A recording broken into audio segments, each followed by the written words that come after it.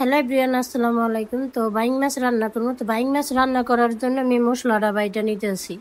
মানে যেতটুকু পরিমাণে মরিচ নিচ্ছি এগুলো এমনিতে অনেক জাল, এতটুকু যদি মরিচ না দেই তো আবার একবারেই জাল হইব না। আর এই চিকন চিকন মরিচগুলো তো অনেক জাল।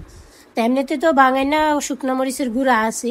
তো ভাবলাম যে একটু বাটা মরিচ দিয়ে ছোটো ছোটো যে বাইং মাছগুলো আছে ওগুলো রান্না করবো। এই জায়গায় বাইং বুইত্তা মাছ সব মাছ মিলেই আছে।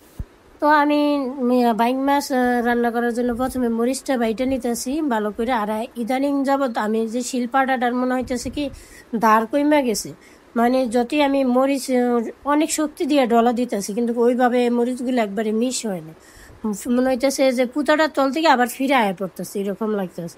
আমার ফাটাটা একটু দাঁড় দিয়ে নিতে হইব। আর এদিকে ওইরকম আগের মতন মানুষ দেখিও না, যারা শিলপাটা দাঁড় দেয় ওনাদেরকে আগের মতো দেখাও যায় না। তা আমি একটু জিরাই জিরাই করতেছি, মানে আমার অনেকটা মানে যেমন হাঁফায় যাইতেছে এরকম লাগতেছে আর কি। আর সব শক্তি দিয়ে বাড়তেছি। আর মরিচের বিষয়গুলো দেখেন একবারে আনাম রয়েছে, মানে মিশ হইতেছে না। ফাড়ায় যদি দাঁড় থাকতো তাইলে আমি ডলা দেওয়া মাত্রই মিশ হয়ে যাইত। তো তারপরে আমার যেহেতু এই ফাটাটা এমনিতেই বাড়তে আগেও ভালো লাগতো, এই জন্য আমি এটার মধ্যে বাড়ি। আরেকটা ফাটা আছে ছোট, তো ওইটা আর এখন আর ওইভাবে নামাই নেই, এটার মধ্যেই ব্যবহার করি। আর এটা দিয়ে বাটতেও আমার কাছে ভালোই লাগে, যেহেতু একবারে আমি কিচেনে এটা ফিট করে নিছি। এমনিতেই মন চাইলে উঠায় থুই, অনেক সময় এমনিতেই আবার ডাইকা রাইখা দিই। তো আমার মরিচ বাটা কমপ্লিট।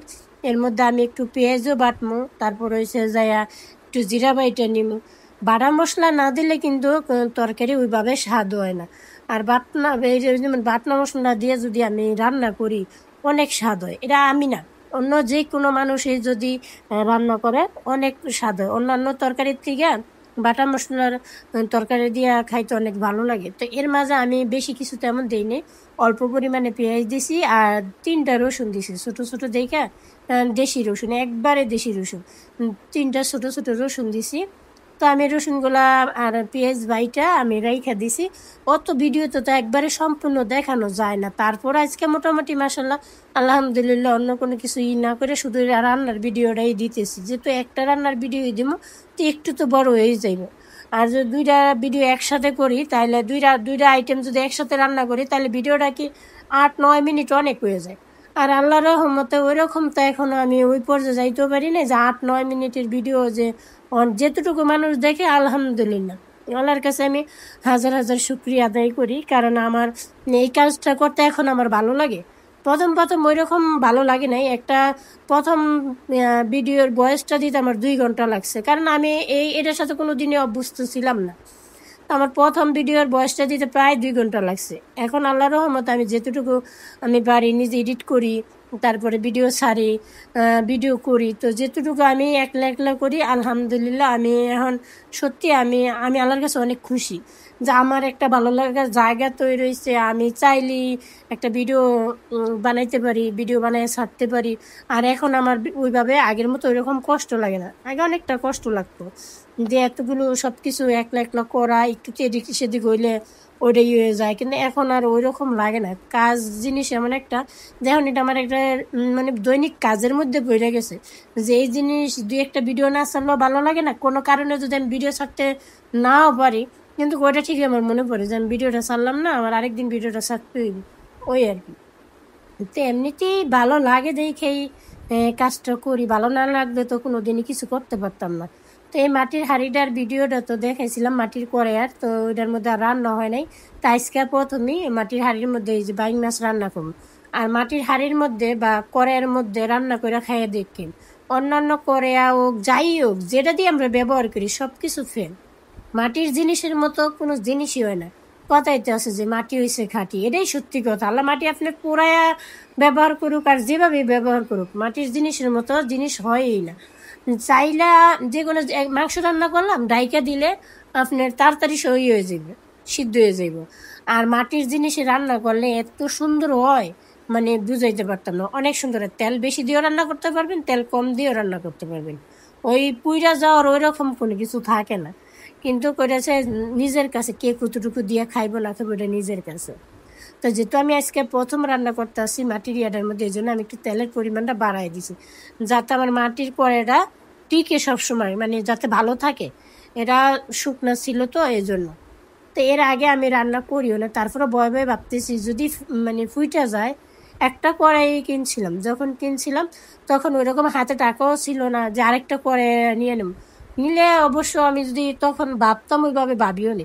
পরে এখন তো আমার ঠিকই খারাপ লাগতেছে, যদি আরেকটা কড়াই থাকতো তাহলে আরও ভালো হইতো আর কি। তাই এটার মধ্যেই সাবধানভাবে রান্না করতে হইব। তাই যে আমি মশলাগুলো সব দিয়ে দিলাম।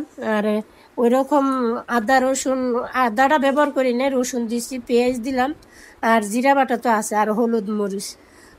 এই আবার কটা পেঁয়াজ কুচানোও দিছি, যেভাবে আর কি ভালোভাবে রান্না করা যায়। আর বাইং মাছের তরকারির স্বাদ তো অন্যরকমই। আর এই ছোটো বাইং মাছগুলো, বুইত্তা মাছ আছে সাথে, যে ছোটো বাইং বুইত্তা, এগুলা কি আমি এমনি তো আগেও ওইরকমভাবে অনেক খাইছি, কিন্তু এখন আর খাইতে ভালো লাগে না। তো এই জন্য আজকে একটু জালের পরিমাণটা বাড়াই দিলাম, যাতে খাইতে একটু ভালো লাগে। আর জাল জাল হইলে তরকারি আমার কাছে মানে এখন মোটামুটি ভালোই লাগে। আগে ওইভাবে জাল খাইতে পারি না। আর আমার মেয়ে তো অনেক জাল খায়, ওর তো আমি একমতে জাল ফুরি বলি, কিন্তু ওর দিকটা তো আর ভাইবে রান্না করা যায় না, সবার দিকটা ভাইবেই রান্না করতে হয়। তো এই যে আমি বাইং মাছগুলো ধুয়ে রাইখা দিয়েছিলাম, এর আগের দিন আমি কাইটা কুইটা রাইখা দিয়েছিলাম রান্না করার জন্য। তারপরে আর আমি ওইভাবে রান্না করতে আই নাই, আর রান্না করতে ওই দিন আমার বেশি একটা ভালোও লাগে না, রান্না করিনি। পরে আবার ফ্রিজে রাইখা দিয়েছিলাম।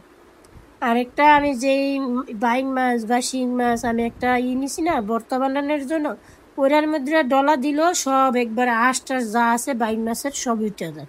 কি বাইং মাছের ওইভাবে তো দাও দিয়ে আমি আশ্রয় নেই, শুধু কাটাগুলা কাইটা তারপরে পেটের থেকে ময়লাগুলা বাইর করে পরে আমি ওইটা দিয়ে বইসা নিছি আর কি। তো দেখুন আসলে কি বাইং মাছের রান্নার কালারটা আজকে অনেক সত্যি হয়েছে। যত আমি রান্না করছি বাটা মরিচ দিয়ে, আমার মনে হইতেছে যে আজকের রান্নাটার মতন কালার অন্য কোনো রান্নার এরকম হয়নি। আমার মানে মরিচের পরিমাণটা একটু বেশি বাড়াই দিছি তো। আর মরিচগুলো হচ্ছে একবারে জাল, আর মরিচের একবারে জাল মরিচ, ওই মরিচগুলার এমনিতেই কালারটা অনেক ভালো হয় আর জালও অনেক ভালো লাগে। তো আমি অল্প পরিমাণে একটু জিরা বাটাও দিয়ে দিছি। আর মাটির কড়াইয়ের মধ্যে রাঁধতে কিন্তু অনেক ভালো লাগে, আর মাটির কড়াইতে তাড়াতাড়ি সিদ্ধ হয়ে যায়। মাটির কড়াই বা হাঁড়ি যেটাই হোক, ওইতে প্রেশার কুকারে যেরকম মানে কাজ হয়, তাড়াতাড়ি যে কোনো রান্না করা যায়, মাটির হাঁড়ির মধ্যে ওইভাবে রান্না করা যায়।